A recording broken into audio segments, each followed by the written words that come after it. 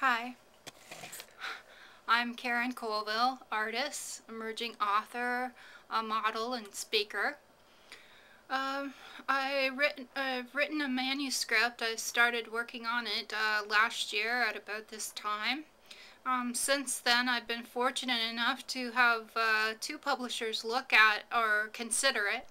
And so now what I've done because I feel the timeliness of my material, I felt that I wanted to share a portion of it with you. And if this may help your life in order to be able to help other people, then this is of real value to me. So I wrote this in October 2008, and I titled it Resources, Redemption, Reason. We are now witnessing the greatest change in our history, a change from the monetary-based system on profit and debt to a resource-based system with technological advances and advances in machinery. The electrical and burgeoning green industry over the fossil fuel industry flash forward. This may take 10 years or sooner, but it's a time when profligate consumption, more media, more food, more sex, more money, more credit, more debt, more illicit behavior and illicit drugs of all kind, and more of just about everything except time. All but destroys any sense of propriety and proportions. We see the flaws in globalization, but what choices are available in renewable resources and the creation of permaculture and our resources lasting? What insights do we have from the trappings of a consumer-based society? Humans tend to break things down and apart, but we have trouble envisioning a better way of life as being connected, or do we? Being connected to the environment and our society. The finer points in infinite microcosm, our universe, love, compassion, and altruism. Are we civilized? Or is civilization just beginning? You are loved and valued. The Dalai Lama of truth and suffering, the enlightened life, the enlightened being, is true happiness from wisdom.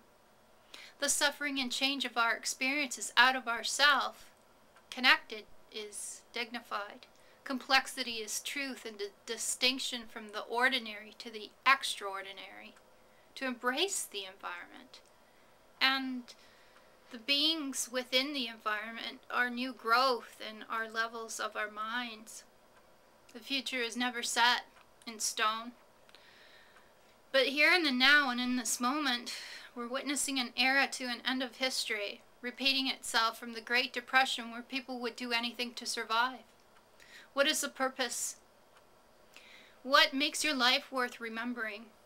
And we end up here because we're here for a reason. We're driven to a direction with reason. The value of lives over the value of the mighty dollar. Yes, money's important, but the value of life and humanity is even more important.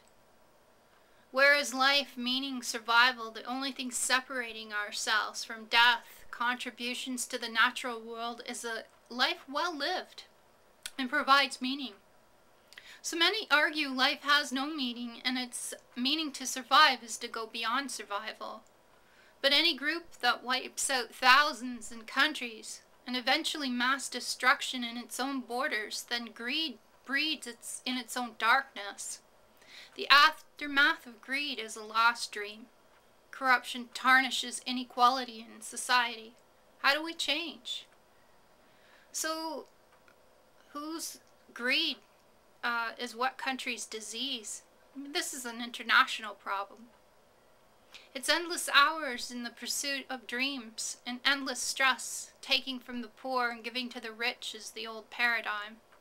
But service may be a solution to a prime lender. But really, we need to work together to be able to solve a lot of the world's problems and come up with solutions. Sustainability is only one word and one action. We have much more work to do. All right, have a good day.